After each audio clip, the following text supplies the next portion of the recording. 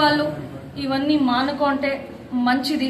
లేకుండా ఉంటే రాబోయే రోజుల్లో ఎవరైతే ఈరోజు దౌర్జన్యానికి పాల్పడుతూ ఉన్నారో, ఏ ఒక్క రెడ్ బుక్ రాజ్యాంగం మీరు నడుపుతా ఉన్నారో మేము దానికి లాఫుల్లీ బదులు చెప్పాల్సి వస్తుంది. ఏ ఒక్క కార్యకర్త ఊరుకుండేది లేదు. ఈరోజు మీరు చాలా అన్యాయంగా అందరి మీద కేసులు బనాయించి వాళ్ళని మానసికంగా ఇలా దౌర్జన్యానికి పాల్పడుతూ ఫిజికల్ కూడా మీరు అబ్యూస్ చేస్తున్నారని నేను ఈరోజు చెప్పదలుచుకున్నాను. మరి ముఖ్యమైన విషయం ఏమిటంటే, మన ప్రశాంత్ గౌడ పైన ఉన్నటువంటి కేసు గురించి ఒక చిన్న ఆడియో అండ్ వీడియో ఈరోజు రిలీజ్ చేయడానికి నేను కోరుకుంటున్నాను.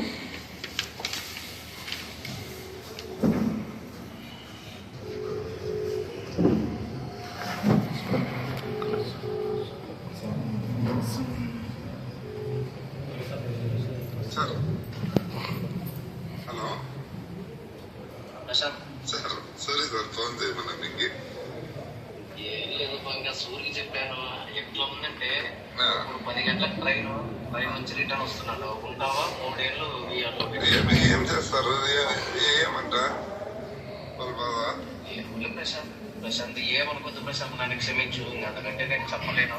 సార్ ఏంది నా మీద ఏందో ప్రైవేట్ కంప్లైంట్ పెట్టుకున్నారంటే నేనేం చేశాను అంటే నాకు అర్థం కదా.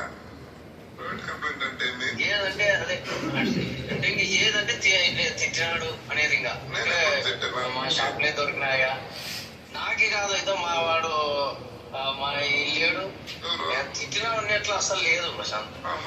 మా ఎస్ఐ ఏదేదో చెప్పినాడు, సెల్లులో ఏదో మాట్లాడాడు సార్ అని.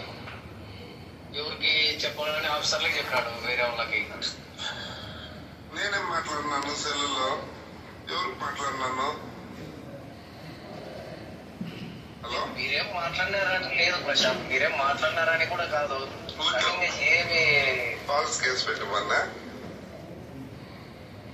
ఏం ప్రశాంత్, ఏం చెప్పాలో నాకు అర్థం కాలేదు. నా పరిస్థితి 5 రోజుల నుంచి ఇంకా అసలు ఇప్పుడు శబరిమలకి మాల తీసుకున్నాను. రైల్వే స్టేషన్ లో 10:10కి ట్రైన్ రైల్వే స్టేషన్ లో ఉంటే ఇద్దరు వస్తున్నాం. మాల కూడా వెళ్ళాక ఏం చెప్పారంటే ఆయన సంతకాలు పెట్టమన్నాడు. మీరు ఫాల్స్ కేసు పెడితే మేము సంతకాలు పెట్టము, మీరు కేసు ఫైల్ చేసుకోండి అని ఇంతే చెప్పాను నేను ఆయనకి. తప్పేలా అవుతుంది సార్? ప్రశాంత్ ఏం జరిగిందో ఏమో దేవుని. ప్రశాంత్ ఒకటి మీరు తప్పు చేశారని నేను అనట్లే కానీ నేను ఏం చెప్పలేము ప్రశాంత్. పెట్టింది ఫాల్స్ కేసు, ఆటికి ఊరికే ఉన్నాం మేము. మళ్ళీ ఇంకా అది ఇది అంటే వేరే అవుతుంది కదా సార్ మీకు. ప్రశాంత్ నేను ఏం చెప్పాలి ప్రశాంత్, నాకే అసలు సార్ ఇది టూ మచ్ అవుతుంది సార్. వాళ్ళ గవర్నమెంట్ ఉంటే వాళ్ళ కేసులు ఏమంటారు పెట్టేకి ఎట్లా అవుతుంది సార్?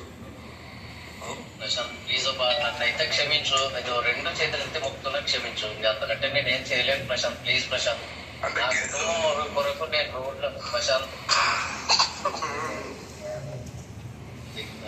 ఎవరో చేస్తే దానికి ఎవరో ఎక్కడి నుంచో చేస్తూ నన్ను బలి చేస్తున్నారు. అవును సార్, అంటే ఇప్పుడు నా మీద అంటే మామూలుగా కేసు పెట్టమని చెప్పారు మీకు. ఏమని అసలుకి నేను మీరు కలిసిందే లేదు కదా సార్, ఏమని పెడతారు సార్? హలో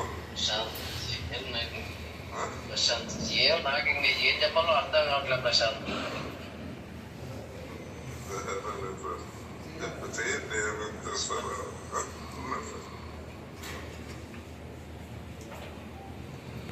పార్టీలో ఎవరైతే ఉన్నారో మన కార్యకర్తలు, మన లీడర్స్, వాళ్ళందరికీ ఇప్పుడు వినిపించడం అనేది జరుగుతుంది. ఇది అయిన ప్రెస్ మీట్ అయిన తర్వాత దయచేసి అక్కడ ఆగాలని కోరుకుంటూ మనకి ఒక న్యాయం అనేది చేయాలని నేను కోరుకుంటున్నాను ఈ ప్రింట్ అండ్ ఎలక్ట్రానిక్ మీడియా ద్వారా.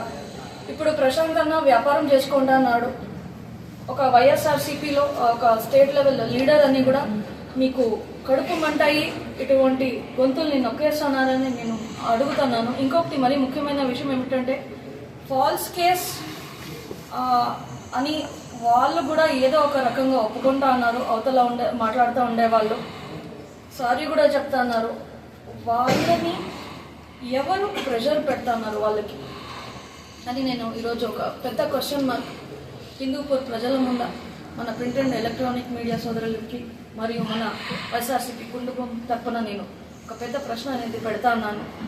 అందరూ దీని గురించి ఆలోచించి లాఫుల్లీ మనకి ఏం జరగాలో ఆ న్యాయంని మీరు మనకి చేయాలని నేను కోరుకుంటూ, ఈ ఫాల్స్ కేసెస్ ఏదైతే ఉందో దీనికి ఎవరు ప్రెషర్ పెడతానారో అనేది అందరూ కొంచెము ఆలోచించి ఆ నిజాల్ని బయటకు తీసుకురావాలని నేను కోరుకుంటాను.